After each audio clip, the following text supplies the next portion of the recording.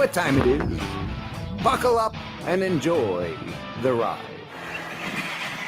And we are live.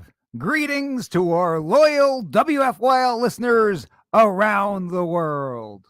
Welcome back to your Philadelphia live stream, only on the Freedom Station.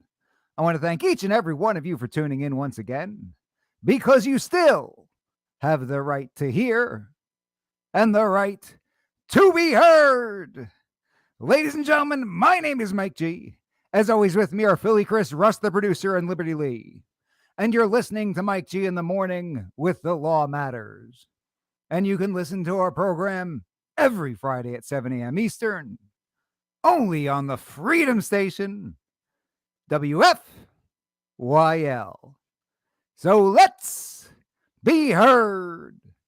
I want to remind our listeners that you can participate in the free and open exchange of thoughts and ideas throughout the entire week by visiting MikeGinthemorning.com. What's it called, Philly Chris? MikeGinthemorning.com. How about you, Russ? MikeGinthemorning.com. Liberty? MikeGinthemorning.com. You can check out all the shenanigans that Mike G and Philly Chris are up to throughout the entire week. You can play Where in the World is Philly Chris? He ain't in Philly. So tell your friends, tell your family, tell your barber, tell your Uncle Jerry, tell anybody who'll listen to check us out at MikeGinthemorning.com. I also want to remind our listeners about the powerhouse lineup we've got here at the Freedom Station. Kick off your mornings with Scott Adams. Bring you the Scott Adams Show. Weekdays from 9 a.m. to 11. We've got Dan the Man Bongino. Bring you the Dan Bongino Show weekdays from noon until 3 p.m. We've got the headliner, Ben Shapiro. Bring you the Ben Shapiro Show weekdays from 3 to 5 p.m. And finally, we love having him at the Freedom Station family. We've got Michael Knowles. Bringing you the Michael Knowles Show weekdays from 5 to 6 p.m. So don't forget to tune in and show him some love. And with that, you know what time it is. Buckle up and enjoy the ride. Hit it, Russ. You know what time it is. Buckle up and enjoy the ride.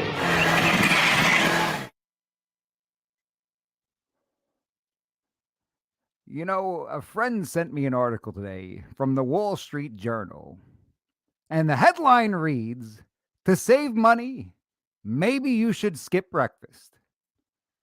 If you didn't hear me, it says to save money, maybe you should skip breakfast. Well, welcome to Biden's America, ladies and gentlemen. It couldn't possibly be true that this country is in rough shape and that Biden has done anything wrong. No. Stop complaining about the economy and just don't eat, you selfish piece of garbage. You know, in Biden's State of the Union address, he made a number of claims about just how dandy life is with the Biden administration running things. But even CNN's own fact checkers couldn't back him up on some of this stuff with a straight face. It's no secret that Americans are still hurting at the gas pumps. And the left will publicly tell you that it has nothing to do with Biden, but you know that secretly they're happy about it. They want oil and gas companies out of business, and Biden said as much during his campaign. You know, I've got a buddy who's in this business, and he's given me a little bit of insight about what's going on. Biden will deny any fault, but he has created more and more regulations on oil and gas, and it scares investment away from refineries. He takes away new leasing and permitting on a significant portion of the country's production. Do we even know about this? Do you know what BLM means? It's not the BLM you're thinking about. I'm talking about the federally owned land, and in the past, the feds would lease it very inexpensively. They were more profitable for oil companies because of lower royalty payments. So now they're requiring additional environmental reviews on leases granted, and there will be no leasing new lands. None. To top it off, he pushes environmental, social, and corporate governance Of course, that scares investment away from oil and gas. I have another buddy in the industry. He wanted me to remind everyone that gas prices, like the gas for your car, is not necessarily tied to oil or natural gas prices, but driven more by summer driving and refinery maintenance. Well, you have to understand that refineries are only profitable if they sell car gas in the areas where they're located, and each region has a set number of refineries because they have a certain shelf life. But under the Biden administration, new refineries are not being built to replace the aging refineries because they require federal permits, such as air and water, that are not being issued by the federal government. So when demand gets high or an old refinery needs maintenance, the region suffers with higher gas prices. So Biden's fault, end of story.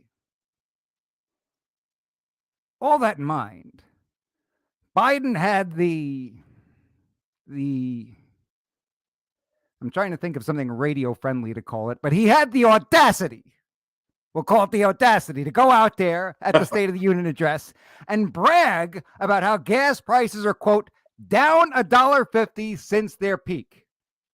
Is anybody actually buying this garbage? Does anybody actually sit there and think, yes, they are? Good job. What he failed to mention, and anybody with a functioning brain cell understands this, they understand that his claims are ridiculous. But even CNN's fact checkers can't deny that gas prices are still significantly higher than they were when Biden took office. It's like if you break both of someone's legs with a sledgehammer and hold them hostage. Then one leg gets out of a cast and you say, under my watch, this man regained the function of one of his legs. He used to have 2 broken legs, and now he only has 1 broken leg. Give me a break. Along these same lines, he says, quote, food inflation is coming down. Not fast enough, but coming down. Yeah, food inflation has come down so much that the Wall Street Journal is recommending Americans skip breakfast to save money. Again, we have the broken leg scenario. In December last year, food prices were up 10.4% from the year before. That's December 22, up 10.4% from the year before. All under Biden's watch. We can agree with that. And don't even tell me that it's not his fault and that it's beyond his control, because if he's going to stand up there in front of the country and brag about the food inflation coming down, well, then I think he's going to have to take some of the responsibility. He can't get up there and claim that he's done a great job because it's falling just a little bit, and then go ahead and say he's got no control over it. He either does or he doesn't. And what did he even mean by it's going down? It was at a 40-year high of 11.4% in August of 2022. So 11.4 is the all-time high. December, it's at 10.4. So we should be happy about this. He has the, what was the word that I came up with? Audacity to give himself a pat on the back for this. So the Wall Street Journal says the price of eggs, juice, and instant coffee have all gone up astronomically. Their suggestion? Maybe you should skip breakfast. Are we in Soviet Russia or something? The price of toilet paper has skyrocketed. Maybe you should skip. Well, you get the point. This is America, ladies and gentlemen. Are we going to accept this as the new normal? Or are we going to vote in some leaders with a good head on their shoulders? Maybe we even start by becoming more self-sufficient and buying local, or even having our own chickens. But instead, what we get is them telling us, hey, this administration is doing great. Maybe you should be the one who takes a look in the mirror and wonders why you feel some undying urge to eat or to drive or to heat your house. Shame on you, selfish pig. No, shame on you, Wall Street Journal. This is America. For those of us who are just tuning in, you're listening to Mike G in the Morning with The Law Matters, only on the Freedom Station, WFYL.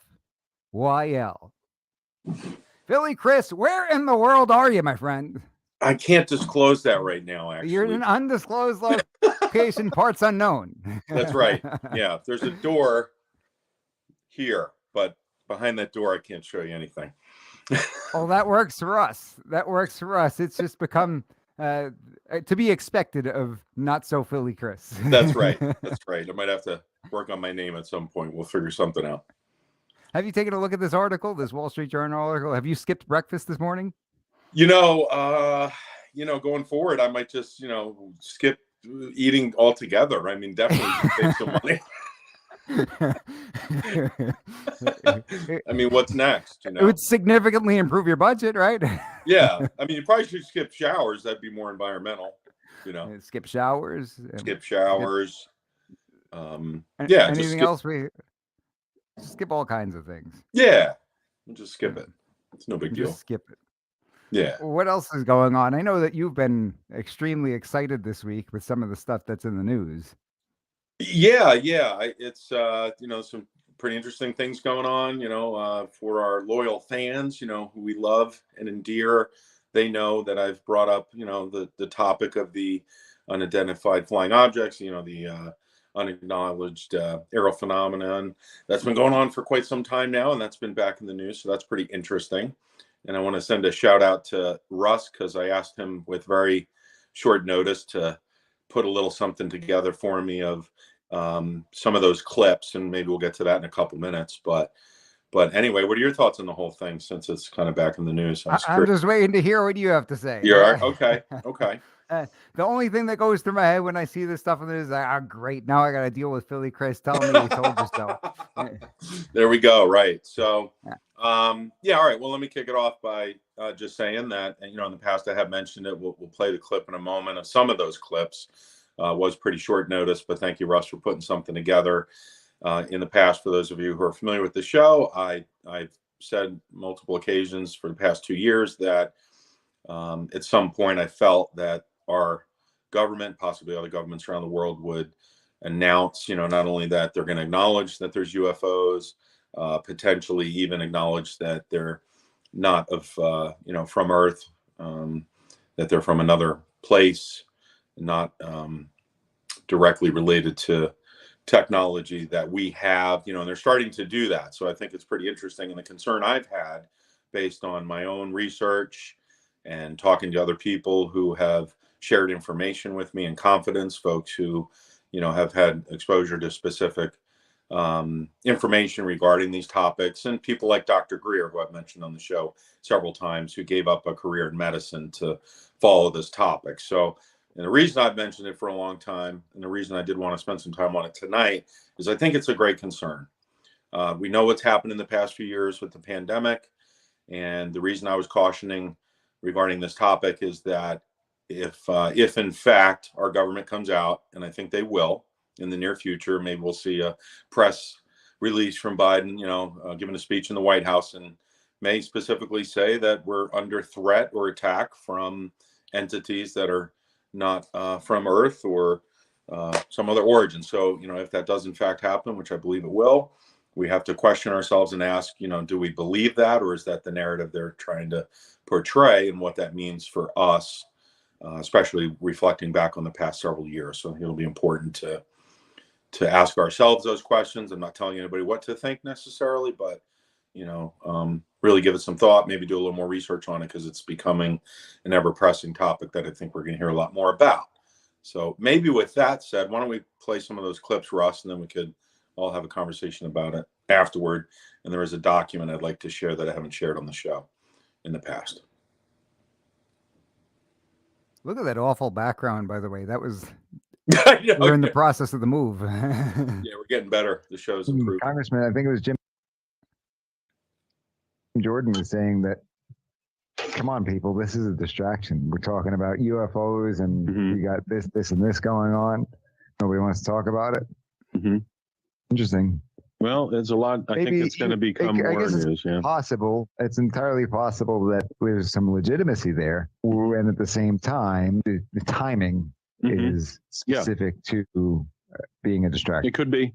I think we're going to hear quite a bit more about it in the coming months and years. I don't think it's part of the reason I brought it up a long time ago is I think it's going to become a bigger story at some point, a much, much larger one, but we'll see where it goes. What's your thoughts on the whole UFO phenomenon? Kind of knew it was going to come out one day. Like, how can you hide something like that?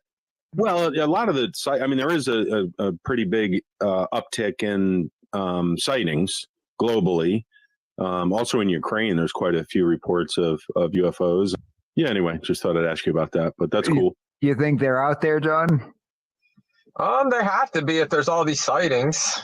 Did you ever talk about that in years past with people and, basically admit to thinking there was something to it? Or is it something that you're only more recently willing to talk about? Because I think that when you start to see these people in the service and stuff come out and talk about it, it makes the general population more likely to be comfortable to say things about it. Whereas I feel like years ago, before this started to happen more frequently, people would be shy to do so because you get looked at like you got 10 heads or you're nuts. Right. Is that true, Chris?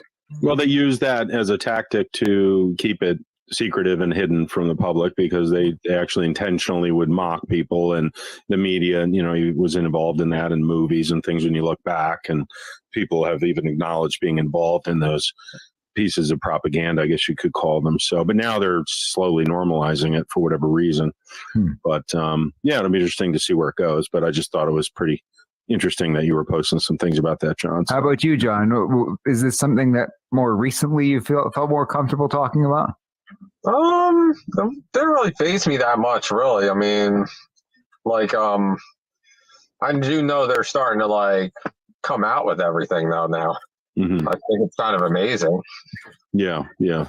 Denise mentioned the alien thing in the comments, UFOs, quote unquote. I have never said specifically that on the air. I think that, they're definitely aliens for sure, but I thought it was pretty early on that, I think a few years ago, talking about that. And then all of a sudden it was acknowledged by the government that they are tracking these craft that are, So before even Tucker mentioned it, I think these things are all connected. I don't think there's as many coincidences as some people would like to claim. And I think that's going to be another thing we'll see in the coming months and years. It's going to be a much bigger topic on the mainstream media, and we'll see where that goes. But these craft that are traveling hundreds of miles an hour underwater and then leaving the water and, going into the atmosphere and then space, they're classifying it now as transmedium, these gravitational craft. And there's fighter pilots who have come out now that literally say they see these things every day in their training exercises. So, there's a lot to that. There's something to it, there's something going on.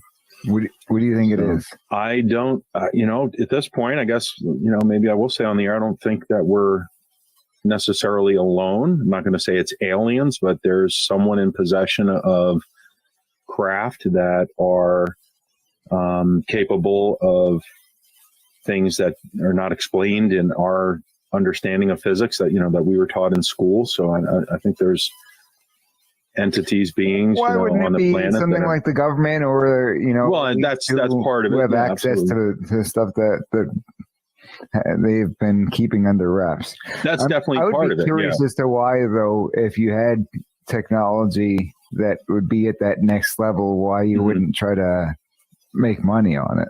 Well, the problem is with that, it's such a leap in technology. And I think I mentioned this a little bit on the show. Here's my personal opinion on it, and the opinion of some other individuals that I listen to regarding this topic, is that, if you look at our economy, let's just look at the oil industry, for example.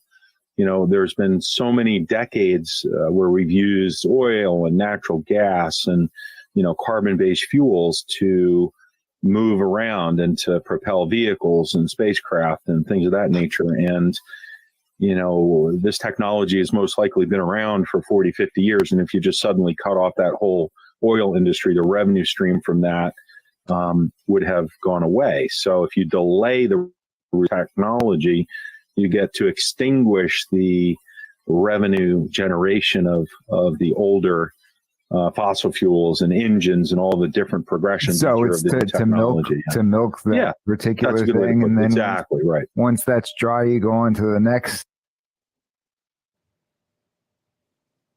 Was that it? Yeah, I think that's what we had for now. There's some other clips, but that's That's definitely not 10-12, by the way, because I didn't get that watch till December. oh, is that right?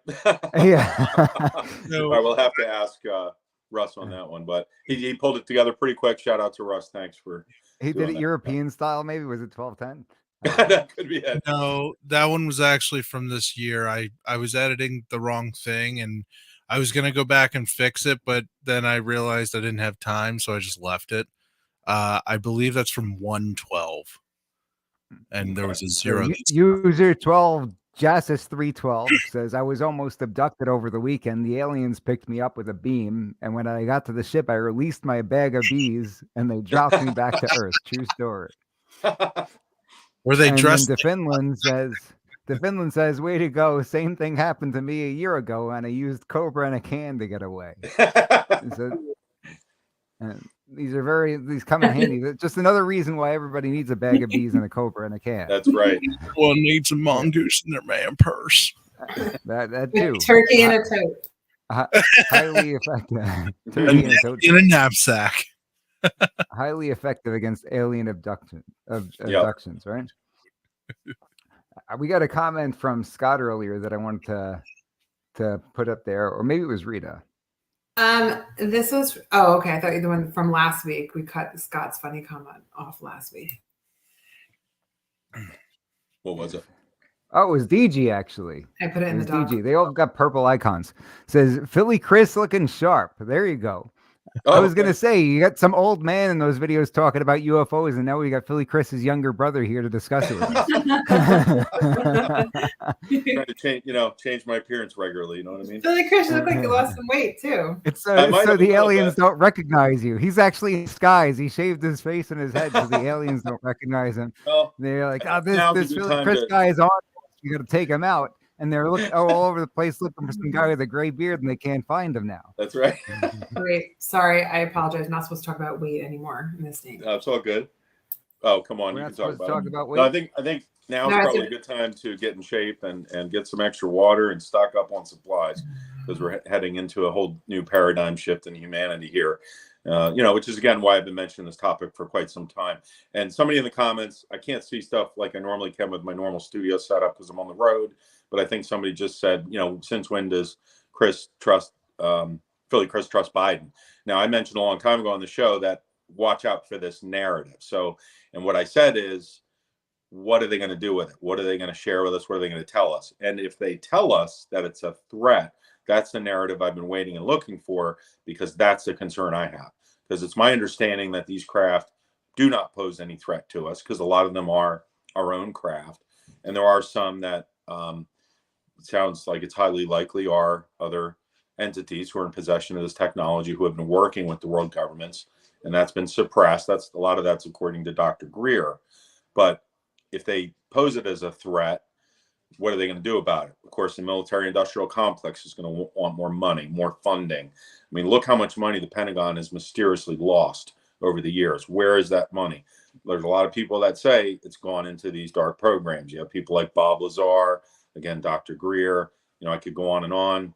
There's a lot of resources out there if you want to take a look at this stuff. There's a lot of documents. People always ask me, well, why isn't this in the public domain? It is. All you have to do is go out and look around. I don't know if you have that document ready, Russ. For example, this is just one of many documents you can find that are publicly available. This one's on the FBI website. If you could pull that up, Russ. And it specifically says, I think it's from 1954, that we've been interacting with. So your concern is that if they pose it as a threat, then similar to, let's say, the Patriot Act, Right. where you had all of these measures that were taken that inhibited our freedoms, Exactly. but done so in the name of safety. Yeah, that imagine sort of what thing will happen. people look what just happened in the past few years. How many of our civil liberties and freedoms and things that were really tested? So if they basically come out at some point and tell the world we're under attack from some other entities. Just imagine, number one, what they would try to do and what most people would probably accept if they felt like, now there's a section, I can't quite see it. I don't know if you can read it, Russ, or if you scroll down a little bit. Scroll down a little bit more there for me.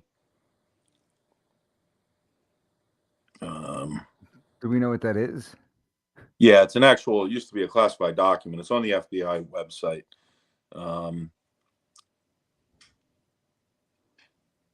They're not I don't know if you can see it, Mike. something Earth people? Yeah, they from are their own not, world. right. So this is from a long time ago. And when you look at things like the Roswell incident, when, you know, originally that was reported as a craft, and, you know, again, there's so on much this plane. I thought it said in Plano. Their mission is peaceful. The visitors contemplate settling on this plane. These visitors are human-like, but much larger in size. I've got a buddy from Wyoming who might be an alien. If that's he the probably case. is, actually. I got a good friend growing up who's 6'5", so I'm pretty sure he's an alien. So This guy's 6'9", over 300 pounds. He's let's have definitely him on an the show. alien. He's been keeping that for me all these years. That's right. That's right.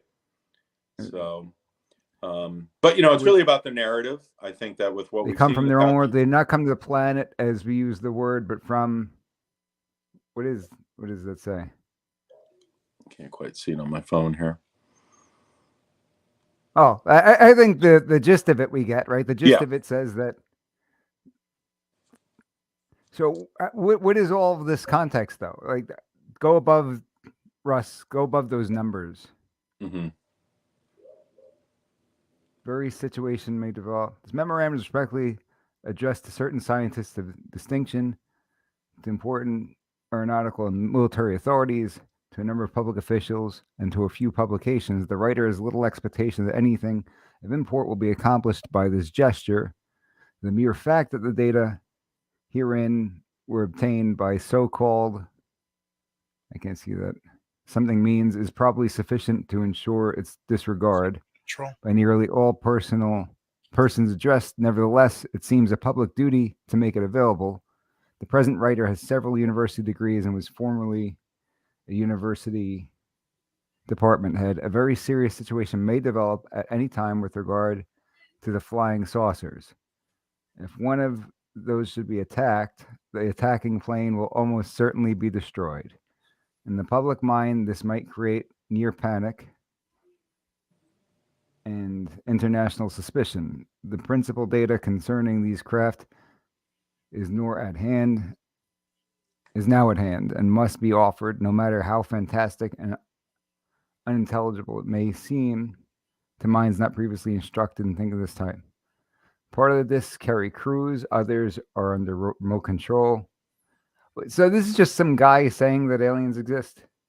You know, these are government documents that were, I believe, at one point classified. They're now available in the public domain. There's quite a few documents like this, and I don't know. Offers some. I don't know if this gets me to beyond a reasonable doubt, Philly. No, it's just something else I'm sharing, but you know, there's quite a few more pieces of information out there, and you know, do your own research. But I just wanted to touch on it because it's been in the news again, and I think it's going to be a much bigger issue in the coming weeks, as I said a few weeks ago. And I think that, you know, if they position it as a threat, then what's going to happen next at that point? And is it really a threat? If these things were a threat and they've been here this long, why haven't they just wiped us out already? And there are instances where these things have been shot up by military craft. A few Russian fighters interacted with one a few years ago and were shot out of the sky. So, you know, there's been incidents with these craft. And, you know, people like Luis Elizondo, you know, the former director of the ATIPS program out of the Pentagon's been talking about this stuff, and quite a few other officials. So it really is the narrative. What narrative are they positioning this as, and what are they telling us versus what reality could in fact be? And, you know, again, what are they going to do with that information, and how they disseminate it out to the public, and then what are they going to want the public to do in response? So if you wanted to really bring everyone together, you know, it seems to be a global effort right now toward one sort of new world order. Like Reagan said, you know, imagine if we had some sort of threat from outside this world. You know, pretty similar wording to what Reagan said. So And everybody needs to get the chips, so therefore we can keep you safe. Yeah, exactly. It's all about safety, right? Our favorite words that we like to hear from the government. I'm here. I don't think it's going to be about safety. I think it's going to be about we need to tell you apart from the aliens. Oh, There you well, go. that would be in the name of safety, though. Sure. Well, I mean, I guess. We've got Mindy says, how much of what our government tells us do we believe? Yeah, and that's exactly my point. So that's a great comment, Mindy. I mean, if they're, Biden suddenly does a public address on this, and he talks about it and says it's a threat, should we believe that? I don't think so. And there's a lot of people out there like Dr. Greer, and he's been very vocal in the past couple weeks. We've played a few of his clips on the show, up to like even a couple years ago, and he's been warning of this for decades now. He's actually putting together an effort right now to try to do another major press release with some insiders. And the other thing I wanted to announce during the show that just happened, something I've been looking out for, that's the first time in U.S. history, is that the people who are in these programs, who are responsible for the craft that have the gravitational propulsion systems as described, like Bob Lazar, who have been working in these unacknowledged programs, for the first time through Congress, they're allowed to come forward through a new whistleblower program where they won't be held accountable. And already has one high-level individual from one of these programs he just announced a couple days ago, who he's is supposed to go public pretty soon. So that should be interesting when that happens, and he's looking for other people. So, if there's anybody listening to the show, or as other people listen to Dr. Greer, and they're in these top secret programs and been working on this technology that's suppressed, they can now come forward. And the reason for that is Dr. Greer has discovered through other whistleblowers and people in the military who have come out to speak with him that there's people working in these programs thinking they're working for the US government, but in fact, they're working for private companies. And basically, they were lied to. And that's why some of this technology has been so suppressed. And, if this technology came out, we could get rid of the Green New Deal. You wouldn't need oil anymore. Energy would be a lot less expensive. And that's why I've mentioned these things on the program. The ability to generate energy using this type of technology would make energy almost free, like water, because energy does exist at the quantum level. There's something called the 0-point energy field.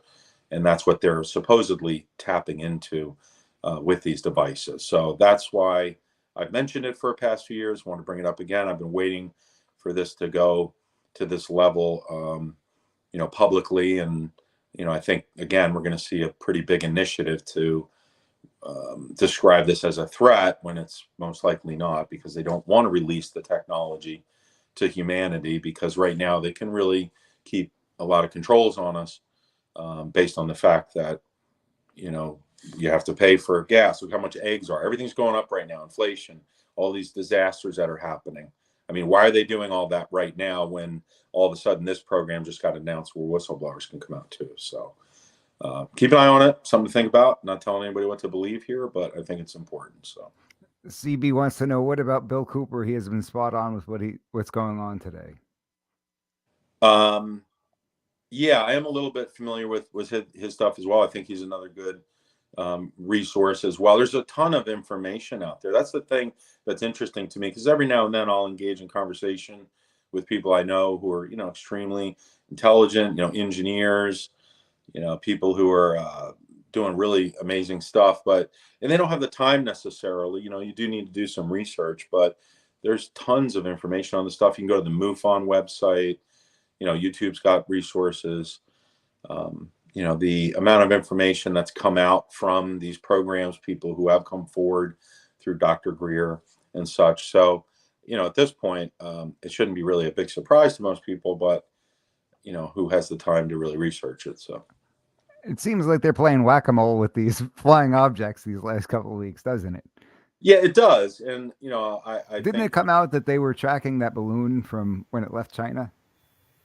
Yeah, that's right. Yeah, in our radar systems, I mean, we all know the technology up there, especially the classified stuff, is so good. So they saw that thing launch and make its way over here. why they decided to allow it into controlled airspace, which could create, an accident with a jetliner. It's pretty high, generally above that, but, I guess they just kind of let it meander along and checked it out. My understanding is, there wasn't technology on there that was nuclear or anything like that, based on some information I've heard from some folks. But since then, all these other objects have, suddenly been shot down, and they're talking about gathering wreckage. And so we'll see what they announce. And my prediction again would be that they're gonna at some point in the near future come out and announce that this is some sort of threat. So. For those of us just tuning in, you're listening to Mike G in the Morning with The Law Matters, only on the Freedom Station, WFYL. Let's give a few shout outs to our loyal listeners. We got DG checking in. Give her a hey now, Philly Chris. Hey now, DG. Hey now. How about Rita? Give Rita a hey now. We always love Rita. Hey now, Rita. Scott checking in. Give Scott a hey now. Hey now, Scott. Hey now. Dag Nabbit. Give him a hey now. Good old Dag Nabbit. Hey now. How about user 12 Jassis 312? Give him a hey now. Hey now. Who are you? Welcome to the show. Maybe one of the aliens is checking in. DeFinland. Give him a hey now. Hey now, DeFinland. Hey now. Go G. How about MA? We got MA. Give him a hey now. MA. Hey now. Hey now. CB. I got to thank CB for this wonderful t-shirt. CB made this logo, thegunlawfirm.com. On the back, it says lawyer up and shut up. I don't think I'll be able to show you with my high back chair over here. We just got these made up. I appreciate CB for all that he does. Give him a hey now. Hey now, CB. Thank you for the shirt, CB. Hey now. Hey now. Hey now. We got Mindy. Give Mindy a hey now. Mindy coming back by popular demand. Hey now. Michael Clay, welcome to the chat. Give Michael a hey now. Michael Clay, hey now. Friend of the show, Marlene Downing. Give her a hey now. Hey, Marlene. Welcome back. Hey now. And we have Fan Troy. favorite. We got Troy also been a part of this program. Give Troy a hey now. Troy, hey now. So Troy says Plandemic 2.0. I missed Randy. Give Randy a hey now. Hey now, Randy. Hey now. Randy, hey now. Yeah, that's kind of what I'm getting at too, right? What kind of measures do you think they would be putting in place? Because before what we saw happen with the turnip, you saw a certain somebody go out there and give a speech a few years before saying, hey, this is going to happen and here's the kind of problems it would cause. Right. What do you see happening with this sort of thing? What kinds of measures? I think they could be significantly more aggressive than what we've seen, especially if there is some sort of attack or, one of our craft supposedly or whatever gets shot down. I think they would take significant measures to, and just imagine how the population would react, especially since most people are probably not very familiar with this and they're going to just assume all of a sudden there's aliens attacking us. So, some sort of lockdowns around cities potentially, disruptions in the power grid, similar to like an EMP attack could take place. They could blame it on that, imagine what that would do. And then the cities, what are we going to do with distributing food? People could be lining up for food, water, supplies. I mean, just imagine if we ended up in that scenario, and I could see that as a possibility if this were to go the direction that I think it could go. Have you heard any politicians saying anything of this nature, or have they all been pretty much on the same page? Has anybody said, hey, be careful, want to try to preserve freedom? I don't think I've heard any politicians say anything along those lines. Have you? I wouldn't say specifically along those lines. Politicians are pretty careful with, saying some of the stuff that I'm kind of saying right now, which can't really blame them. But at the same time, they're not getting information about this stuff. Most of the people who are, in these programs don't even report into, Congress and the representatives and folks like that. And based on what Dr. Greer shared, I definitely would go out, check out his documentary, Unacknowledged. He's got some other things coming out. There's countless number of people with real credentials who have come out from these programs, and they're mad because they realized later that they were hoodwinked into working for somebody that isn't even, part of the government. So, that's probably what happened with Bob Lazar. Are these people even, officials of the quote unquote government? I mean, there's a certain level of secrecy and classified programs, but if there's no oversight, even the Gang of Four or whatever, I think Gang of Eight, excuse me, I think, right, that's supposed to oversee a lot of these programs is not getting the information. Now there are people telling them about it outside, and they're validating a lot of that. That's a lot of what's going on right now, and it's been happening in the past year or two, which again is why I had feelings this would become a bigger issue, because they can't really hide it the way they were hiding it anymore. Now, if you have a hidden program and technology and trillions of dollars worth of advanced technology that you're trying to hide, and somebody's suddenly trying to unhide that and get it from you, are you going to just give it up? Are you going to say, oh, sorry, we've just been doing this for the past 50 years. You can have it now. Or since that technology is so advanced and can be used as a weapon system, would you protect it and keep it? DG says, do we not have enough to be concerned about and not add Right. alien invasion to the Right. list? Yeah, it's like the movie. I mean, but think about, that's That why, is true. We got all these trains going off the rails and stuff. I mean, Yeah. what is going on with that? yeah, and Liberty, those are- I don't know if you've been very concerned about these trains, right?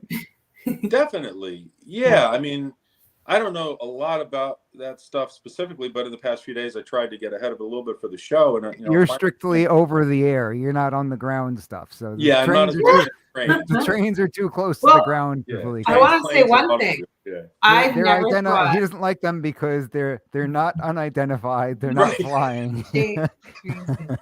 I never thought, I want to say to Philly Chris, I never thought I would hear aliens on the news or extraterrestrial. And I literally heard it, I believe, in the White House briefing. Right. And I was very surprised. And they used the word octagonal. No, what was the word? That's like a shape I've never heard of. Yeah, I believe that's what they said. Now, for a long time, even during World War II, the Foo Fighters, just like the band, the pilots actually had nicknames for these things. So imagine you're a World War II pilot in a prop plane, right? And you're flying around, and there's balls of light that have cubes in them dancing around you, and you're in the most advanced aircraft, because that's how these guys described them back then. This is some of the historical documents I'm talking about. The pilots that have come forward from the Navy, like Commander Fravor, who him and his wingwoman encountered the Tic Tac. That was a similar variation on some of these other things that have been described. But, there's cubes of light. There's spheres with a square in them. Some are octagonal. That's what you just mentioned, Liberty. And there's quite a few different shapes. There's something called the TR-3B that's been mentioned. Supposedly, that's one of ours. But I think it's a combination of both. But this stuff goes back even to ancient times. There's ancient. You mentioned the term wingwoman. I think Marlene is your wingwoman because her comment is, Philly Chris, we called it. So apparently Marlene's your wingwoman. You guys called it together. There we go. She thought there was aliens too. I said you guys. You're not allowed to say you guys. Did you hear about you're this? messing up on the whole wingwoman thing. Yeah. Yeah. Wingwoman's okay. You guys is not okay. I saw a screenshot from somewhere. Somebody posted on their work-related chat through one of the apps. Guys, the elevator is stuck. I'm stuck in the lift or something like that. And they got an automated response. Don't use terms like guys because it's gender specific. Try instead using folks or this. And he's like, folks, I'm stuck in the elevator. Soon that'll be wrong. Yeah, I mean, and listen, I really, you guys know, I'm trying to share this information because I care about everybody and humanity. And if this goes the direction that I'm thinking it may, we're about to enter into a period of time in history that most likely will be unlike anything we've ever seen before.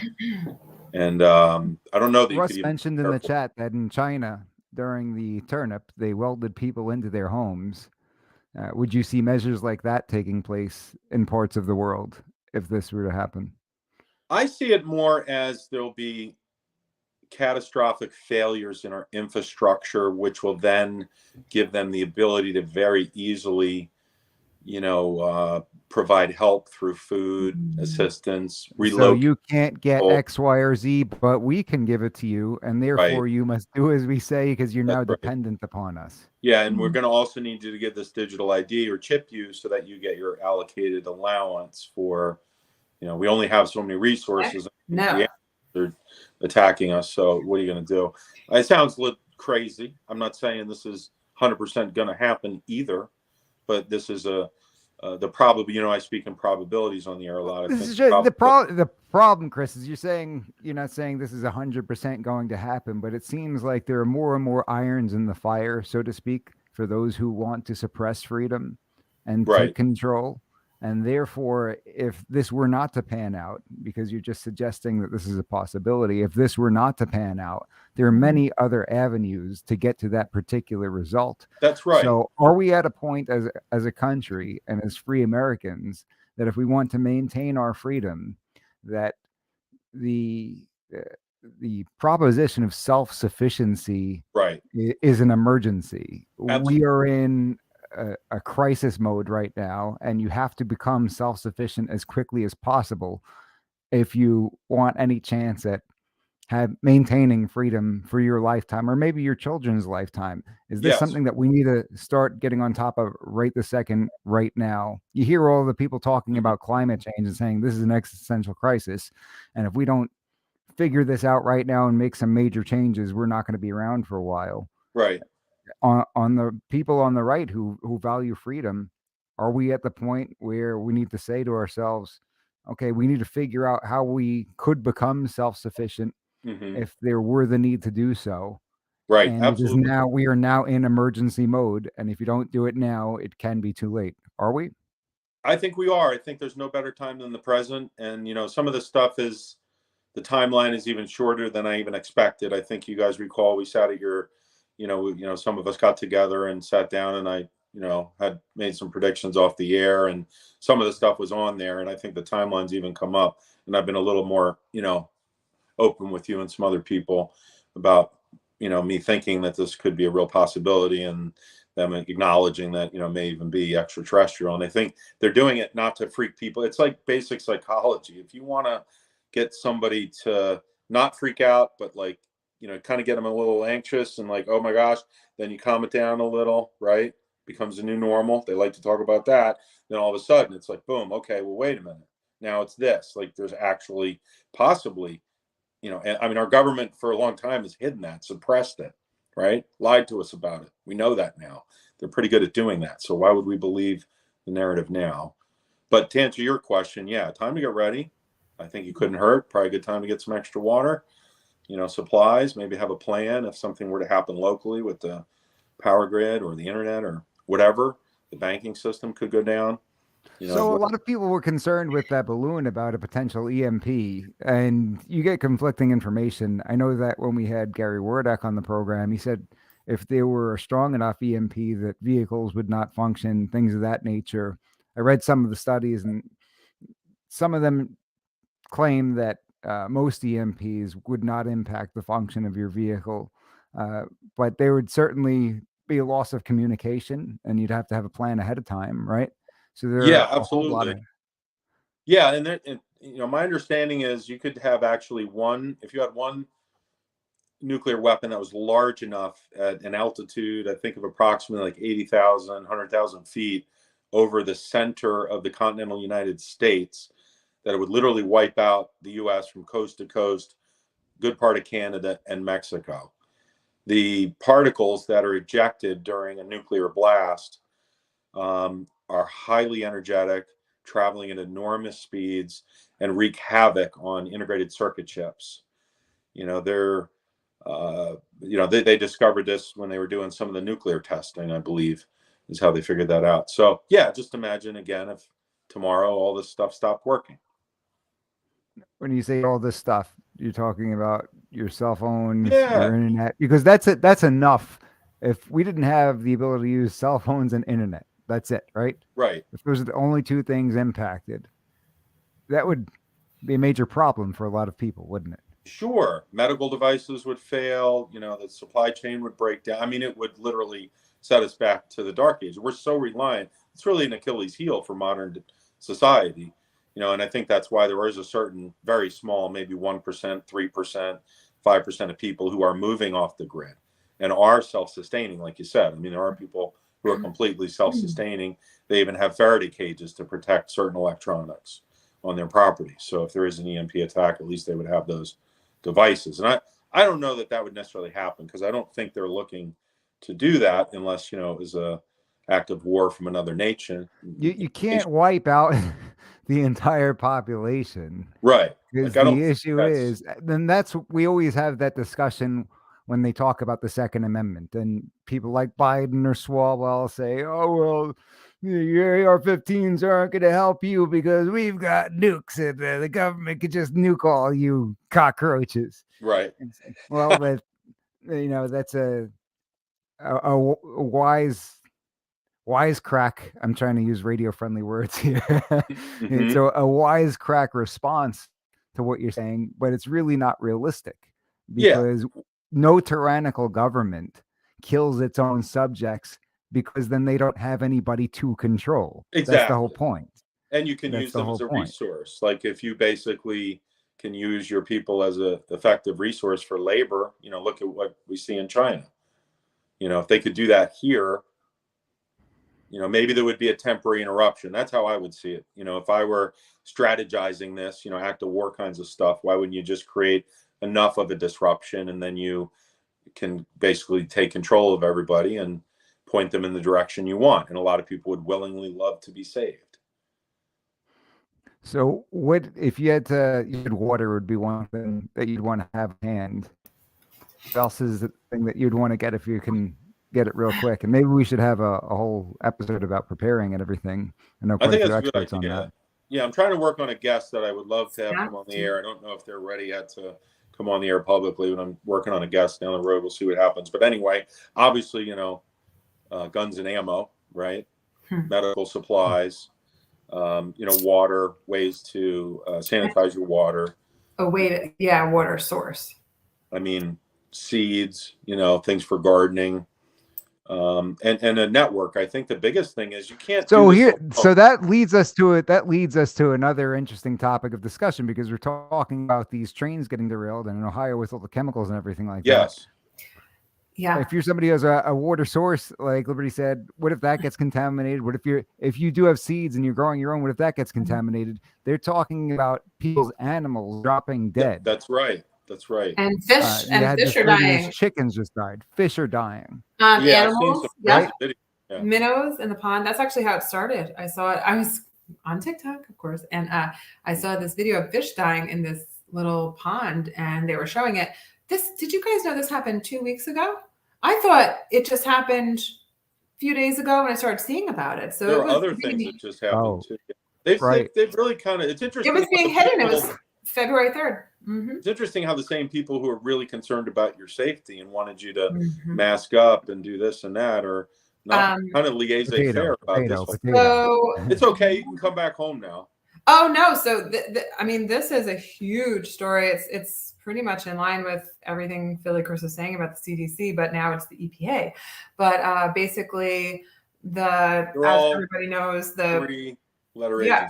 So the train derailed in everything Ohio. That Rick was saying about the ATF.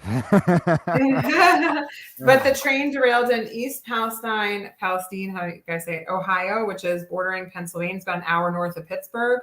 And it was carrying chemicals. And I'm sure everybody's seen the explosion. And I believe that they decided to release it, like a slow release into the air. But there are multiple engineers coming out and saying that was like the worst thing you can do, because now it's going into the air. And instead of just leaving it, because I believe there was a derailment in New Jersey a while ago, but it never actually vaporized into the air. So it's like this burning fluid that can cause injury to your lungs and respiratory problems and throat issues. There's people coming on with raspy voices on the news. They're interviewing residents.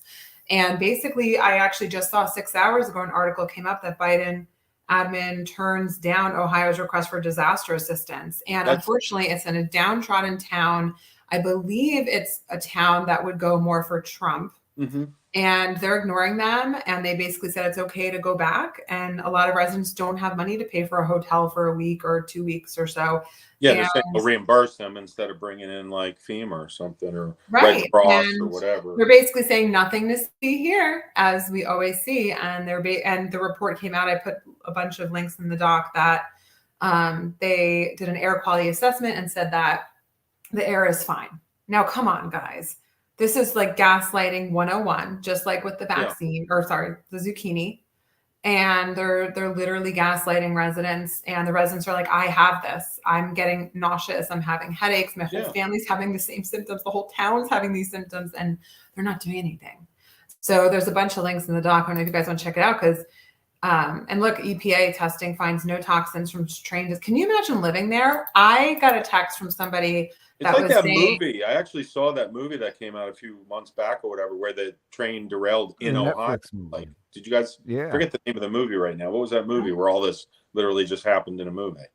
It's White Noise. I do. White Noise. And I've seen something that just White Noise. Thank you. Yeah. Another one saying, okay, I thought there was another train derailment also that I thought I saw news, but Rubio's calling for. Oh, there were multiple. There's one in Arizona, right? Yeah. In Tucson area. One in Houston Rubio's area. calling Right? for One in Houston. Buttigieg's resignation right now. These very well could be coordinated attacks, because if you look at where these trains derailed, they're in very key areas. The one in Ohio that's farmland, like some of the best, most robust nutrient farmland in our country. Also, there's major waterways, and apparently the water that flows from those waterways in that area will impact 10% of the U.S. water supply. Think about that. So you have 1 or 2 or 3 more of these, and then all of a sudden 20, 30, 50% of the water supply is tainted. And these are chemicals that you just can't, deal with in the human body, let alone in the dirt and your food supply. So.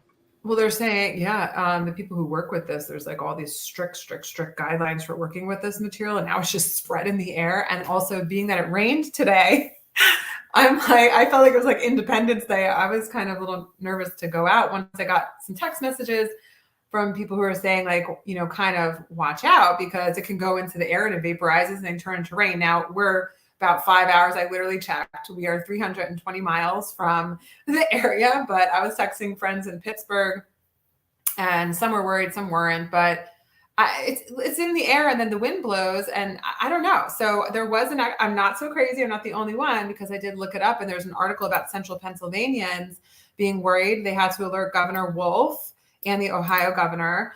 And they said, does Central PA have to worry about chemicals? And it wasn't like a hard no. It was kind of like, this is going in the air, and then the air is blowing. How far it blows, they're saying probably like 100 miles west from Harrisburg are the people who have to worry. But look at those rivers where they flow. Exactly, Stacks. I actually looked up a map. I sent it to everybody, and I panicked. I said, Billy Chris, is this going to be in the air? And I was panicking. Sorry, I couldn't get back to you earlier. I felt bad, Liberty. But no. But if you look at the map, it's not so crazy to think that I should have sent the map to the doc, but it's actually showing like the streams and where it goes to. And exactly, this is the Ohio River Basin. So can it get to our water? I don't know, guys. But imagine living there. It's horrible. It's really sad. I mean, imagine being a pregnant woman living there. Imagine, think of this. They're saying this is going to be generations to come effect, because it could affect, pregnant women. It can cause all these different things down the line. We're not going to know the effects, similar to the zucchini. Right. So it's a serious thing. Yeah, it's a perfect example of the government not being there to help the people in need. I mean, look at how they're handling this. So just another solid example of that. Oh, sorry, Stacks. He says, geez, guys, no one texts to check on me. Stacks, we know you're good to go. You're in I don't know, you probably have an underground. If anybody's going to be okay, it's Stacks. Yeah, Stacks is good. And he mentioned earlier in the comments, I was going to say it was a great idea, because I have read this before. He mentioned that you can use a microwave as a Faraday cage, and that's true. So if you wanted to keep your devices safe, and you had a good sized microwave, you could just put it in there. You don't have to build your own. Stick myself in the microwave. Yeah, well, it doesn't hurt people, Liberty. It just hurts electronics. So you're good there. Okay. But it's a perfect you have these weapon people who are back. You have these people who are being told by the government that it's safe to go back into their homes, and there were questions I forget who was asking the questions to one of the politicians who was present about whether the federal government was contracting some of the responsibilities out to other entities. And the answer was a very politician-like answer, saying the federal government's overseeing everything, that sort of thing. Right. Yeah. And whether they were the company who was responsible was asking people to sign liability waivers before actually testing the air quality in their homes, Wow. which is insane. Yeah. It's not holding somebody hostage. I think that you could get that contract thrown out, that waiver thrown out. You're under duress at that point, right? I did put But ultimately, I did put the picture of the map at the top of the doc. If you guys do want to look at that, just how it all kind of connects here. We're really not that far, but anyway, it's not. would you, Chris, if you were in that local area, would you stay in the area or would you get out of there? I left Pennsylvania. you left Pennsylvania. You didn't Oh. want to. Don't want Hey. to freak you out. No, I mean, yeah, I would totally leave. Yeah, I've been in some situations, so I can speak to this briefly. But I was at the bombing in Boston during the bombing. You know, I was literally at the finish line because a friend of mine, his wife, was running in the race, and we were waiting for her the day that the Boston Marathon bombing took place. And she finished, and then we were walking away from the finish line, and we were probably no more than a block and a half away from the finish line when the first bomb went off. And it was so loud, you know, and right away I looked at them and I was like, we need to go somewhere now, like inside a building, like shelter in place. And at first they were just looking at me like, what are you talking about? Like that, maybe that was some sort of construct. I'm like, that was an explosion very close to us. Like, we need to go now. So we ducked into a place, and then literally right after we got inside, there was a wave of people just running down the street, like tripping over each other, trying to get into places. The owner of the place we were in literally like locked the door and barricaded it, put the TVs on, and then the second bomb went off, and then it was just like pandemonium. That's how close we were. So I don't listen to, like, I've learned, I guess, at a younger age, like not to listen to these authority figures, like the poor people in 9/11 who listened and stayed in the buildings. Right. Like, oh, stay in the buildings. Yeah. Or even people who worked after the fact, right? What's that, Mike? Even the people who worked after the fact. My uncle worked in the days after, Absolutely. weeks afterwards, and they're died heroes. of cancer at 52 years of age. Heroes, and look how they treated them. Like, it's insane. And, you know, I've mentioned my thoughts on that. There's a lot of folks who have come out with significant evidence to say that, you know, what we were told that day was not necessarily what happened. Again, Building 7, explain that one to me. But yeah, I think I want to know if the audience members would stay at home or leave town if they were in. Well, and just to speak to that point, does it sound familiar? You just keep repeating the same thing, safe and effective. Now they're saying it's safe to return home. It's safe to return home. They're saying that these people are going home and they're feeling sick. Yeah, chickens might die. I mean, why not? Well, here's the issue. Liberty, you mentioned that this is an area where the median income is not very high. So you might have people who don't have money to spend money on a hotel in a couple of towns over. Exactly. And what I understand is that the deal was that whoever's covering these expenses, whether it's the government or otherwise, has said, well, you can go to a hotel, you can pay for it, and we'll make sure you get reimbursed. But people might not have the money in their checking account to lay out in the first place, right? Mm-hmm. Think about it. How much would a hotel cost for a week or 2 weeks or whatever it is? Maybe you don't have thousands of dollars sitting there. You know, it'd be nice extra. if some hotel chain said, hey, if you have an address in this area, come stay here for free. Right. Yeah. They need the relief. Or not even for free. Make an agreement with whoever is going to allegedly provide this reimbursement, saying, hey, we'll do it. We won't charge them anything up front. We'll send you guys the bill at the end. Yeah, and obviously business is no under obligation to give anything away free, but like they could, you know, that would be a great thing to do for these folks. You know, but why can't Biden give relief? He said no to relief. I wonder why. Why? Because they don't vote for him? I mean, Somebody's Yeah. got to say it. Possibly. I mean, I don't know. I it mean, looks so pretty. I mean, how many more things are going to happen in the next few? Like again, I think we're on that ramp up phase again. I sort of referred to earlier, where things are ramping up again. They'll probably level out, maybe even, and then all of a sudden there's going to be another ramp up, another wave of stuff. You know, again, I think the UFO stuff will be a big part of that. Other But yeah, disasters. if anybody thinks I'm being overly dramatic, look at the videos. Check out yourself with residents doing interviews like all day. I mean, they're just, you can see all the symptoms that they're having and describing: nausea. Yeah, it's heartbreaking. Like your voice sounds raspy, and then you got to worry about the water too.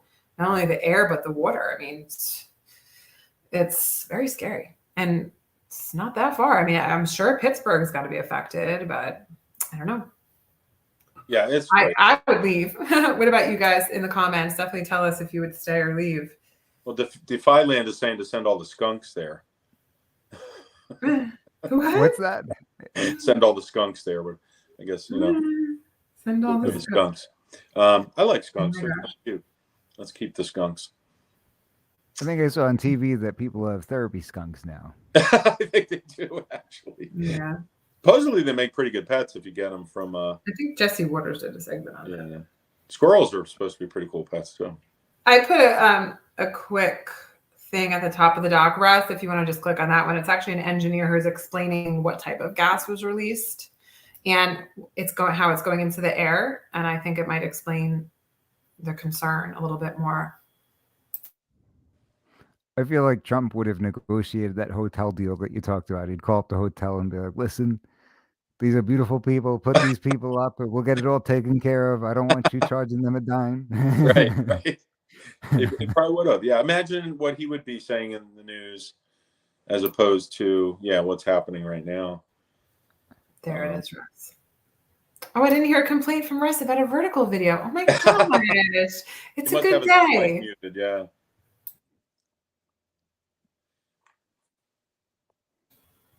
You can play it, Russ.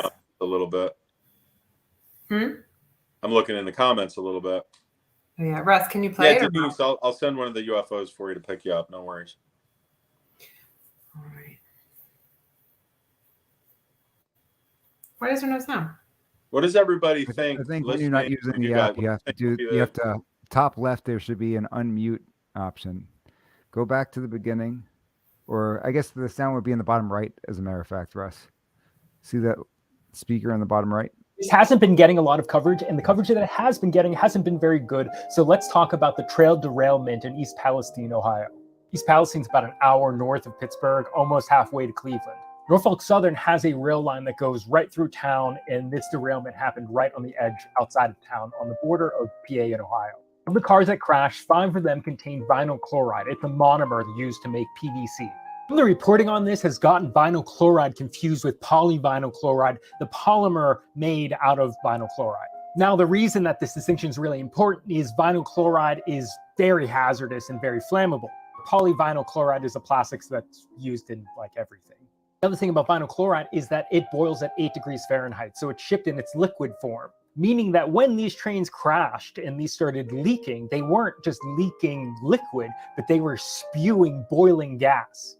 So vinyl chloride is really toxic. OSHA has the permissible limit of how much you can be exposed to it during an 8-hour shift as a 1 ppm part per million, average over 8 hours. So prior to this, the biggest spill of this chemical was in New Jersey, where one train car and about 23,000 gallons of vinyl chloride were spilled, but it didn't catch on fire.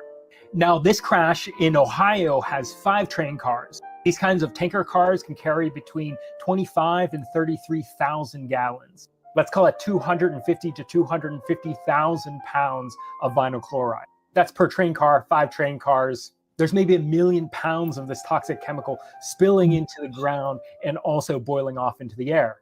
But then it caught on fire. I think this is where the reporting is really bad because no one is mentioning what the byproduct of vinyl chloride burning is.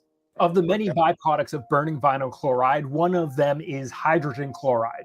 Hydrogen chloride is really unstable and latches onto water, like just water vapor in the atmosphere, and that turns into hydrochloric acid. So right now, government officials from the railroad, both the governor of Pennsylvania and Ohio, are calling burning off the 1 million pounds of this stuff a success, but not mentioning that it means that we have hundreds of thousands of pounds of acid in the air, potentially.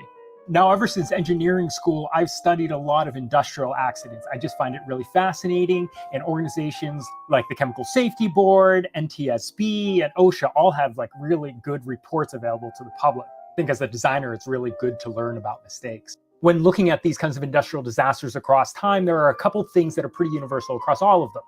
One, the responsible party, in this case, Norfolk Southern Railway, always plays down the reality of the situation. Politicians also just repeat the same lines, and then news outlets just repeat the same. So all we're hearing is the responsible party's word. Crazy. So it happened in New Jersey, and New Jersey permanently stinks since then. And then people started. So that's what you got out of that. The water.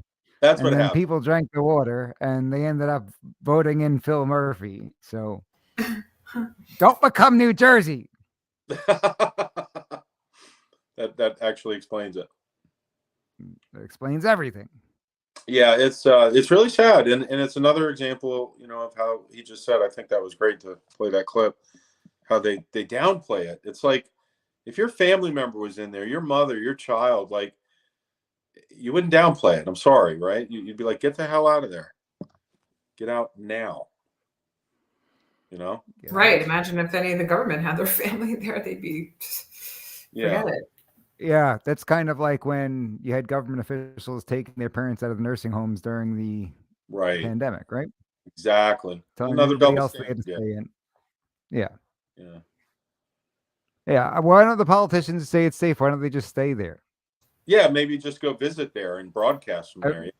They got to stay there. They all got to sleep the night there until until it all gets resolved. But did you hear the details, Philly Chris? I wanted you to hear those. Like, I mean, literally hundreds of thousands of this stuff released into the air. Yeah, I didn't have a chance to really, catch up on all the details, but that's just insane. I saw enough to think, my gosh, this is horrible. I just feel so bad. And I saw one video pop up on my feed, and it was a guy who raises foxes, and several of them were like already dead, I think. And he was holding one, and I don't know who was filming him, maybe his wife or something. And the poor fox's face. Did you guys see that? It was all puffy. Yeah, the face was puffy. Sad. Yes. Yeah, were foxes. I think they were foxes, but they look like dog. But I love animals. A special place for animals. It's just horrible to see them, and obviously it's not their fault. And if they can do that to them, just because we're bigger, doesn't mean it's not going to have an effect on us or long-term consequences, of course. So who's staying in the house? Who's what? Who's staying in the house? What would you do, Mike? Did you answer, Mike, what you would do? Would you leave or stay? I would leave. Yeah. If the politicians and everybody's not staying, I'm going to take that as a hint. CB made a thumbnail for today's episode. Oh my gosh. Right, that is amazing. Oh my gosh. That is awesome. Thank you. I love that, CB. Oh my. Hey, now to CB. That is so cool. Everything's the man. We got to put Mike G in the morning on the bottom and then post it on all your social media. Yeah. Yeah. Well, we're gonna put this as a thumbnail for the episode today. And did you guys hear? Back to the flying objects real quick. Did you guys hear that China was warning retaliation for the whole thing for shooting it down? I believe I put the article in the doc. Of course they would. Or are they going to shoot down one of our balloons? An eye for an eye. Is that how it works? A balloon for a balloon? Let me see what it says. Balloons are pretty old. The balloons have been around a long time. They were used in World War II. I think it was the Japanese tried to send some over here. Some of them actually landed. They were balloons that had the ability to like incendiary balloons. I was talking to a friend of the show, was telling me about that. They were on our land. So how are they? China is strongly opposed to this and will take countermeasures against relevant U.S. entities that have undermined our sovereignty and security to firmly safeguard our sovereignty and legitimate rights and interests, Wang said. Okay. Okay. He's the foreign Yeah. ministry spokesman. China Elizabeth warned that Black it will Lines into retaliate. China warned it will retaliate against the U.S. over violations of its sovereignty, potentially escalating the lingering balloon dispute, just as top diplomats from both nations plan to attend a security conference in Germany. So, what will that look like, guys? Is this virus 2.0? I mean, geez. They don't do an eye for an eye in China. They don't. They go different. Although they threaten a lot of stuff and they don't necessarily do it. But That's true. you know what concerns me is that there's some intelligence information that was leaked recently about the Nord Stream pipeline, and it looks like we did that. You guys know about that? The blowing up the Nord Stream 2 pipeline? No. Well, Trump briefly referenced that in his real State of the Union address, right? He was calling it the real State of the Union. Right. Yeah, that was pretty funny. Yeah. I believe he referenced the pipeline. Yeah. Mm. And there's a clip of Biden saying he was going to do that, which is interesting. And yeah, there was a way they did it to keep it outside of the approval of Congress. I think they did it as a special military operation. But anyway, And speaking of China, into the third topic we're going to speak about is the zucchini had been added to the CDC's list of child, I guess I have to say vaccinations, but the schedule. So the CDC has officially added the zucchini to the children's schedule on their site. Wow. And so Marjorie Taylor Greene, how do you guys say it again? Marjorie Taylor Greene. Call her Major. That sounds kind of cool. I keep thinking she was in the military or something because of her name. Okay. But yeah, so she tweeted back. Major Taylor.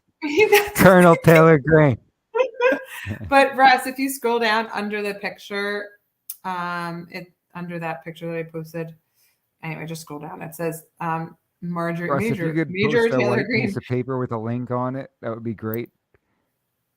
If you could Say just it go again? ahead and show if you could just show a piece of paper with a link on it that we'd like you to pull up, please. So she's fighting to get that off, or she wants to fight to get that off the schedule. And that reminded me of Mike G sending a tweet or a leaked audio about the zucchini. And I put that somewhere on the doc as well. Mike G, do you remember the leaked audio zucchini that you sent? Oh, that's right. Yeah.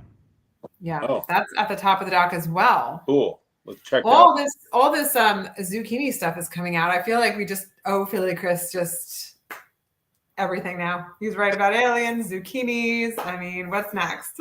Don't predict anything else, Philly Chris. Just keep it in, Russ, okay? are you going to click on something? Or are we just going to look at links? Ladies and gentlemen, hey now. Russ, the producer. Hey now. Hey. Yeah, so read that tweet, somebody. Russ, since you're the guy. Yes. Russell got it. Although, shout out to Russ for some of the prep work for the show this week. Thank you. Marjorie says that they need to take the zucchini off the. Yeah, this is a waste of time. Why don't we watch that video? Okay. Well, I was going to scroll down because there's some kind of data down there that she's showing. So I figured that would be up Philly Chris's alley. Wait, what? Well, I'm looking at it on a full monitor right now. And I cannot see anything. So there it is. I doubt that unless somebody's watching this on their 80-inch television right now, they're not going to see what is on the screen. Yeah, I guess you can't really see it, but it like automatically adjusts. I can't actually zoom in. Okay. So I don't know. There's colors. Enjoy. Okay. This is the unenhanced experience. No problem. Play the video. Okay, so it's not a video, it's an image. There's There's another video. The point is that there's a lot of data that's coming out, again, more data that's saying the side effects from the zucchini. And it's not right. But at the top it says the leaked audio about the zucchini I don't know if there's any curse words or anything bad in there, Mike G. I just remember There might be. We're in the rogue hours. If you got kids in the room, tell them to cover their ears. They might What's that? I wish. cover their ear.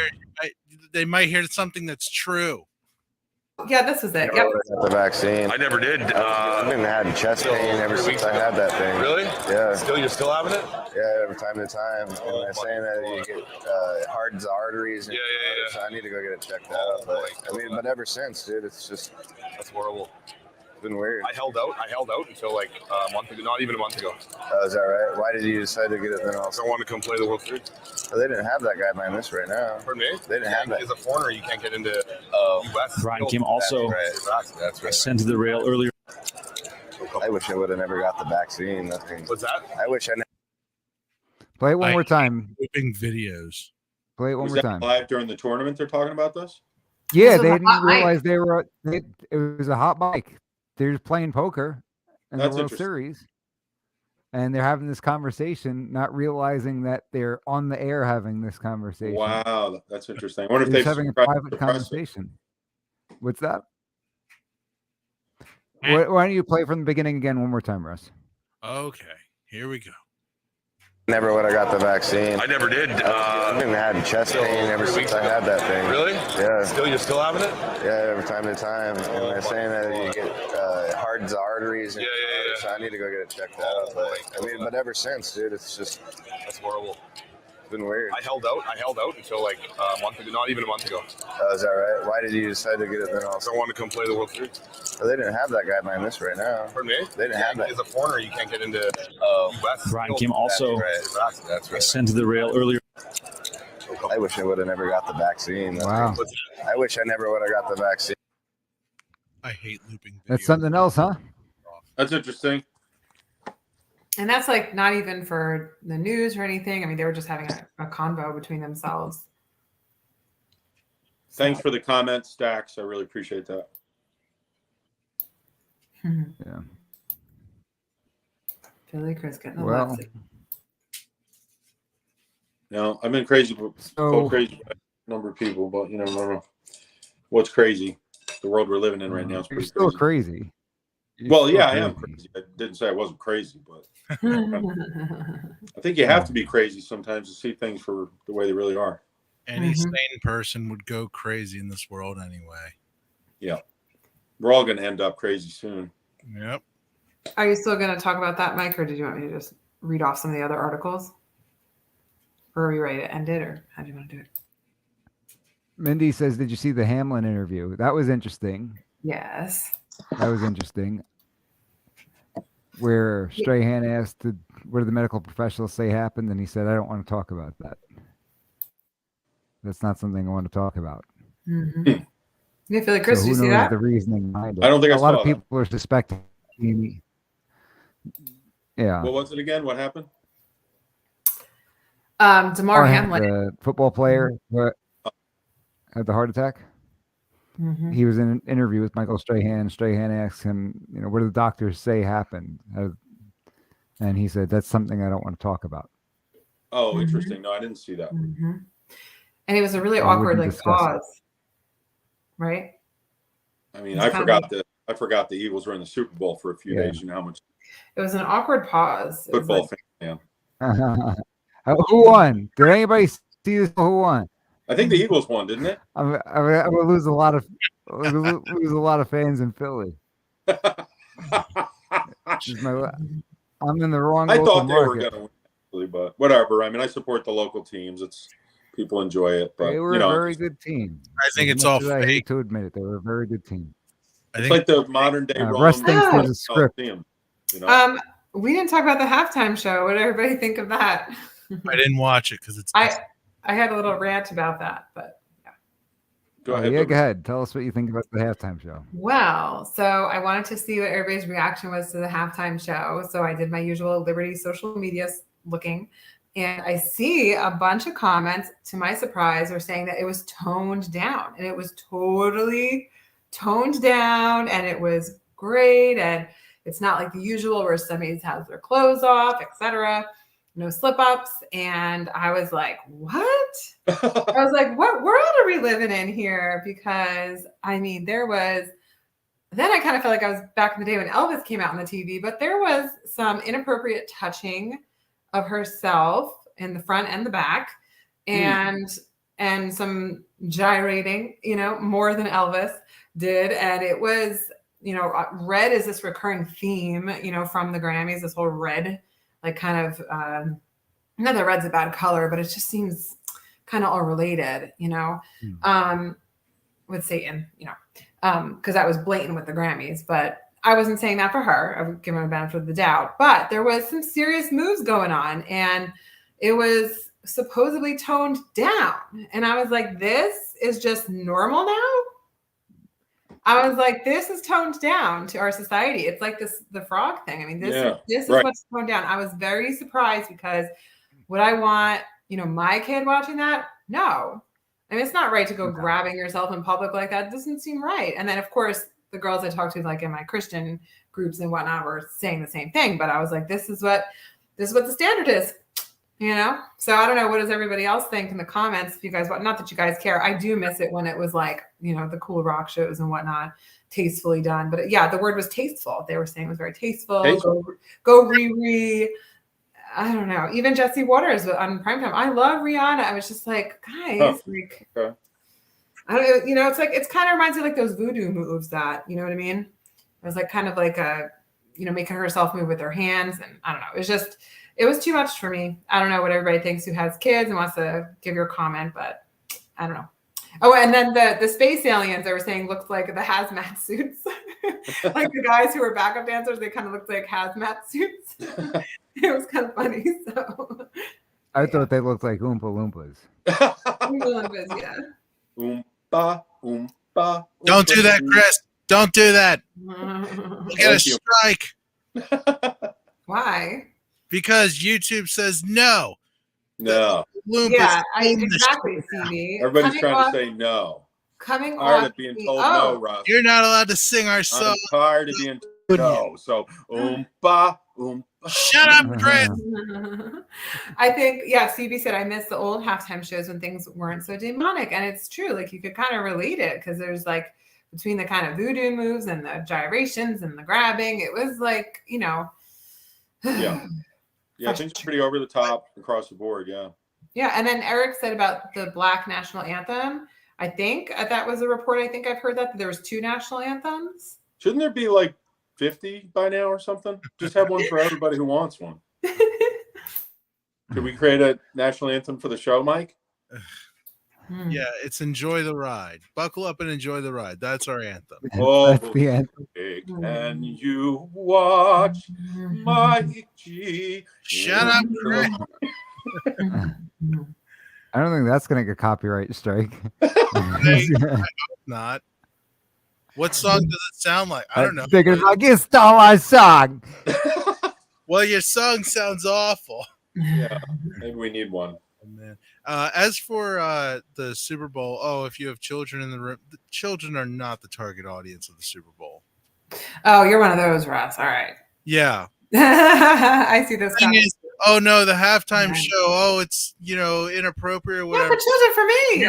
Commercials and stuff. Come on. Yeah, but for yourself, for adults, and you wonder why men have such problems these day and age too. Grown men fighting. Don't get me started on this stuff though, because and then women complain when men have such problems and this and that. But like, what are men gonna do when they see that stuff? I mean, it's all around strange, awkward, and it's yeah.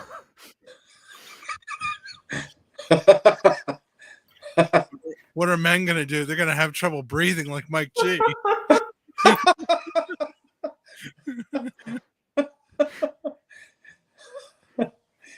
Anyway. What's funny, huh? Hey now. I don't know. Maybe they'll watch something else. I don't know. You never know. Yeah, but women complain. That was my point. Was women complain, but then they want to do all this stuff. I don't know. It's crazy. Oh my goodness. I wonder what'll happen in the news next week. What do you guys think? Well, there's always something happening. Mm. And I think it's going to be a distraction from whatever the bigger picture is. Because like you said, with this UFO stuff, I think they're spoon feeding it to us little by little just to get us used to it. And then they're going to drop, like you said, they're going to drop some kind of news. Oh, no, we're being attacked. Please do this thing and obey us for your safety. Wait, what? Yeah, no, yeah, Russ. I think they're going to create distractions in the next couple weeks. That's what it's going to be. I don't know what it's going to be as far as a distraction, but it's going to be a distraction. On another note, Fetterman was hospitalized for depression at Walter Reed, everybody. Walter Reed Hospital. Braver, speedy recovery. Yes. Yeah, that's really sad. And then the other announcement was Nikki Haley is running for president. She put her official bid in. Zero chance I vote for her. Nope. Zero. Zero. I'm Zero. telling everybody right now. Zero. I'm telling everybody right now. Why is that, Mike? I think there's a very, very low chance that anybody but Trump gets the nomination. Reason being, if they decide to fight him on it, they're signing their own death warrant. They got political. He's got a suicide. Yeah, he's got a. That's right. Let me clarify. Because he's got essentially a political suicide vest on, because if he does not get the nomination and he decides he's running as an independent, they've got no prayer of winning. Right? Mm-hmm. Yeah. But is that the reason you won't vote for her, or is it because you specifically don't like her rhino ways? Oh, I don't like her at all. But I'm just saying, realistically, I don't think anybody but Trump gets it. The leading question: do you like her rhino ways, Mike? How do you feel about her rhino-ness? I'm sorry. Well, her nose is very pointy like a rhino. But what I got out of her announcement and her big fan affair was that she used Tom Petty, American Girl, as her ending stage song. It reminded me of this big dramatic thing, a lot like Somebody We Know. I feel like she was taking her blueprint from Somebody We Know. Uh-huh. Yeah, she'll never Uncle be somebody Trump. we know. Uncle, what? Uncle Trump taught everybody how to do it. He taught everybody how to make a big thing and make it exciting and fun. And they all take a page from his book and don't give him credit. I'm sick of it. Okay. Yeah. CB says she's a liar. She don't have my vote. Also, believe it or not, Trump did not invent fun. In politics, pretty close. Okay. In politics, yeah, I guess I'll give him that. Next week, we have Chris Flail coming on the program, the comedian, to talk a little bit about some of the videos he's been doing lately. They've been just absolutely stellar.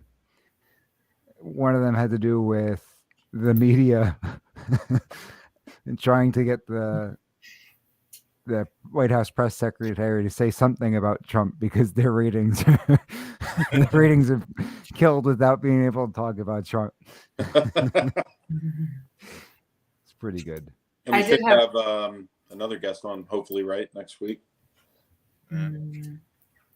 Yes. Yeah. We'll announce that if that gets set up. Yeah. We haven't penciled in right now. Does anybody else have anything for the good of the order? I had one more debate for the people in the chat, but I don't know if it's too much. Okay, so this one guy that I follow on social media, he said, parents, when you take your children to a martial arts class, sit in your chair and shut your mouth. Be respectful. I'm shocked at how many parents blather away talking to other parents, answer phone calls, and disregard the instructors and students trying to teach them and learn. Agree or disagree? And there was like so many like strong comments in the chat. So it came down to another thing was maybe parents should be banned if they can't keep their mouth shut. And of course you can replace martial arts with baseball, with dance class. Apparently it's a thing that parents are just being super disrespectful at their children's things. So what do you guys think in the comments? I'm sure you guys have a strong comment either way, maybe. What do you think, Philly Chris? Do you think that they should follow instructions, or is it kind of just, do your thing? And do you think parents should be banned if they are acting up? I think some parents get out of hand. I've been at some sporting events where, a parent, was getting into it with the coach or yelling, like just getting too crazy. It's like, is it about the kids or about what you want to tell the kids to do? So I don't know that they should be banned. I did do some martial arts stuff as a kid. I think that I don't know if the parents necessarily need to be in the studio in that environment. What do you think with like baseball, Mike, your experience with baseball? Like, I don't know. You probably don't want a distraction when you're out on the field, right? I mean, I understand that parents want to watch their kids play. That's great. I always felt bad for people who never had their parents at any of the games or practices. Right. So it's good. But when they get involved and inject themselves into things, it becomes problematic. I had to have a few, I don't know if people even know this, but during law school, because I had been a college baseball player, during law school, my job was I gave private instruction and coached youth baseball teams. And after I left law school at night, I'd go give instruction at the facility. We had night games. I worked on the weekends doing instruction and coaching. And I just remember the first experience I had with coaching was fall ball for 8-year-olds. And a couple of things stood out in my mind. And I had coached in the past because my summer jobs were always some level of coaching, whether it's at baseball clinics or camps. So I'd been used to working with younger ball players, but when they're 8 years old, name of the game is teach them the fundamentals, teach them to play the game the right way, and make sure that they have fun and that nobody gets hurt. That's all. And we had these two dads getting into it. And I yelled at them. I said, I don't know a single person who's ever won a ring playing 8-year-old fall ball. So knock it off. That's awesome. We're playing for a ring here. Chill out. Talking about right. No, some people getting into it. I had this one other guy who came over to me after one game, and he said, we're starting a travel team, and I wanted to know if you had any exceptionally talented 7-year-olds. We're only looking for quality ball players. I looked at him, I said, at 7 years old, a quality ball player is one who can make it through the game without wetting his pants. What are you talking about? We got some paperwork. Can you sign here? Well, I had a couple of dads over the course of whatever, and so I met some really great people through the parents. I'm thinking of one guy, just because Liberty posed this question. I'm thinking one guy in my head right now, who just came off the top of my head, who's a really, really great man. I ended up at some point going to a gun show with him, or maybe I just saw him at the gun show. We ended up hanging out. I don't know if it was like a planned thing. But he's got some life story, incredibly accomplished guy. I don't want to mention his name in case it affects his business or anything like that. I'll mention it. No. Don't mention it. No, he's a really good dude. No, I'm just kidding. If we had the opportunity to get this guy on the air, I'd love to interview him about his life story, because the adversity that this guy had to overcome is like none other. But got to meet some really good people like that. But you'd have other people who thought they knew everything, wanted to, give their own instruction, step in there and talk to their kids. It's like, dude, where did you play again? And the answer, of course, is always nowhere, right? Right. Where are you getting this from? Like, where are you coming up with this? Because this is what I do. Yeah, right. And this is where I played. I'm kind of qualified to do this. What do you do for a living, right? I ask her, what do you do? I'm an engineer. He's like, how about if I showed up at your job and started trying to tell you, hey, you know what I think? I think you ought to do it that way.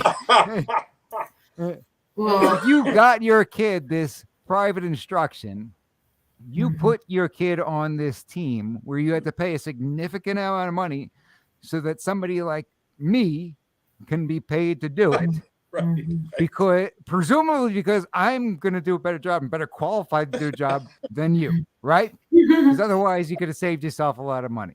I don't know how to play the violin. So if I wanted my kid to learn to play the violin, and I were going to pay somebody who does play the violin to teach my kid to play the violin, I probably wouldn't show up in the middle of the lesson and be like, oh, hey, you know what? I think you ought to put your fingers this way and use the little bow thingy like this instead. How about you try it this way? Tighten I this thing can't up even here. imagine. When I used to do vocal lessons, they let our parents in every now and then. And you couldn't even imagine somebody trying to tell the maestro how to train somebody on vocal. I mean, can't even imagine. I mean, my parents are both singers. I can't imagine them telling him to stop. Maestro, that's not bad, but how about she tries it like this? This is not Mozart. But I will say, so our generation, I mean, granted, Philly Chris is a totally different generation, but no, I'm just but the generation, the general generation, but I believe the entitlement is very swayed now. I believe that it's actually like Mike was saying, the norm was to have normal parents, and then you would have some outliers who would try to tell him how to do his job. I think it's flipped now. I think that most parents are very entitled, and if they think that the instructor is not teaching the kids from the comment section, I can tell you there's literally gyms on here saying they've banned parents from coming because of how entitled they are. Like they just think they can tell the instructor what to do. They bring their whole family in. They start talking and having chats. They bring way too many people. And so many, actually, I looked back just to make sure. And so many gyms are saying they've literally banned parents. Huh. Especially when you're talking about martial arts. It's like the dad who tries to get involved need to get on the mats and go with the sensei. Yeah, right. And if dad beats the sensei, then his instruction will be welcomed. Yeah, he's the new sensei. But if sensei beats the hell out of the dad in the middle of the mats, then dad's got to shut up and leave the gym. Yeah, how about that? Yeah. One comment says, agree, and parents quit trying to coach your kids in the sideline, especially when most couldn't make it through the warm-ups. Yeah. Right? I think as far as martial arts are concerned, the instructor has all the authority to say, hey, I'm trying to teach your kid the art of self-control. Why don't you set a good example? Especially with baseball, when you have somebody who didn't play past, like, let's say, Little League, whatever they quote unquote learned in Little League was from some alcoholic who like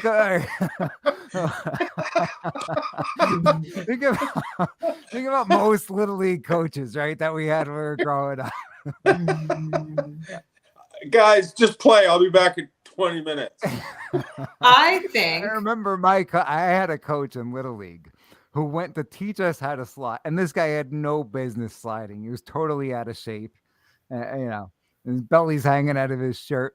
And I remember he goes to slide, and his wallet falls out, and a bag of pot falls out of his wallet.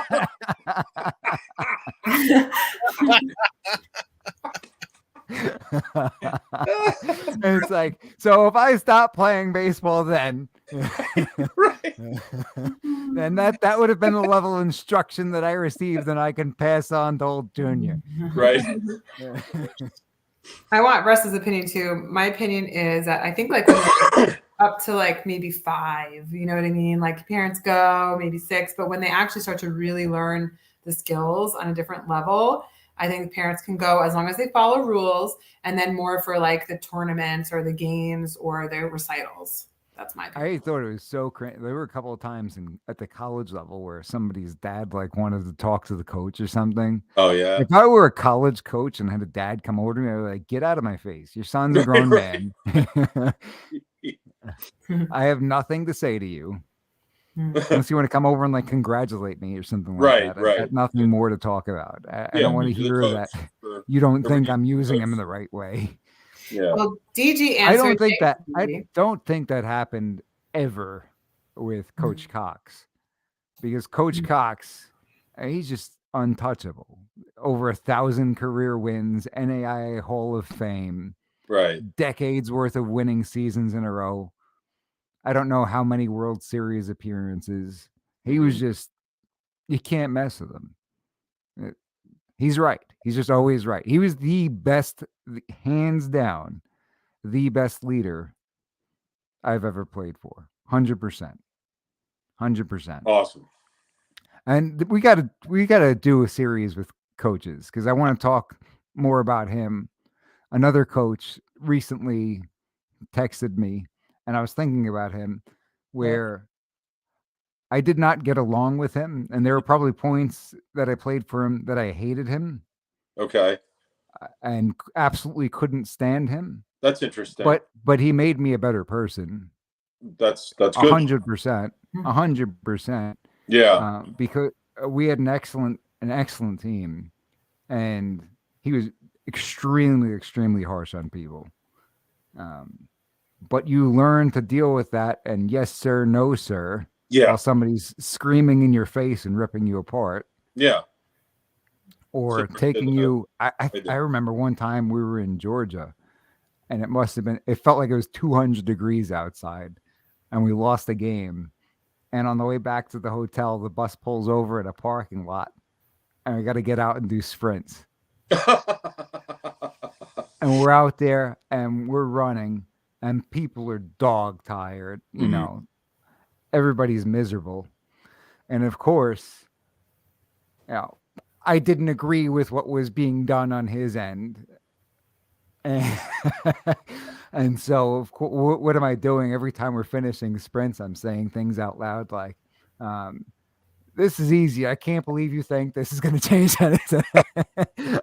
I'm just talking all kinds of trash. And I'm sure people on the team wanted me to tell me that I shut the hell up. He's going to continue to make us run. Yeah. But I had a certain level of respect among the guys where I was doing it for all of us, you know? Right. I got you. Yeah. And there's just one example. One example. I want to hear more. He's like trying to kill us. He wants us to beg for mercy, and I'm telling him, "This is all you got. This is all you got." Come on, man. Bring it on. And your buddies are probably like, "Come on, just stop, man. He would have let us get back on the bus." But the thing is that anybody I played for after that, you can't. Right. You got nothing on him. Like, what are you going to do to me that guy didn't do to me? Yeah, he set the bar. Nothing. Yeah. Nothing. Is he you still will around? never break me. What's that? Is he still around? Did you say? Yes, he's still around. Okay. Spoke to him the other day. Cool. Should get him to come on the show. He made people better men. Made people That's better awesome. men. Now, Coach Cox had a different attitude, though. He was a different kind of coach because his record, his track record, his accomplishments, that's what commanded respect. I don't think I ever saw him have to get into anybody's face. He was the boss. What he said went. Right. And every single one of us would die for him on that field. Right. We didn't care. We That's didn't true. care. We were going to do what the boss said when he had it, and we were happy to do it. Right. And he didn't have to run us to death or whatever to get us into that mindset. He was the most amazing leader I've ever encountered. That's awesome. Let alone played for. Most amazing leader I've ever encountered. He's got not only the qualities of a baseball coach, but a leader in general. If you can lead if you would have thrown that guy in like a Fortune 500 company, let's say, Gotcha, I've got zero doubt that he would have produced winners and they would have been successful. Yeah, some people happened just to be have that his calling was college baseball and Shawnee, Oklahoma, and NAI Hall of Fame. How could you do? Where do you go from there, right? Right. Hey, Mike. Yes. How many laps of trash talking did it take to get back on the bus? Oh. I was waiting to hear the ending of it. A lot.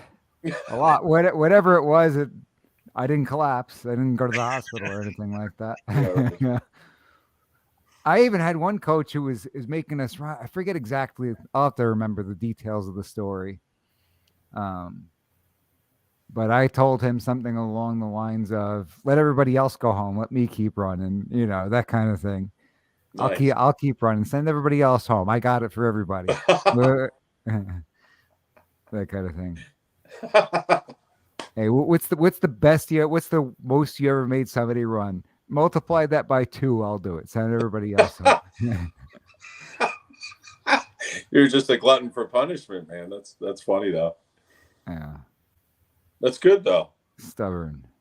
Well, that's why you're successful though. Probably part of it. That's all time we got for today. Stick around for We the People, the Constitution Matters. Pastor David Whitney, Professor Philadelphia. I'll be joining as your legal analyst. We miss you, Ellie. Daddy loves you.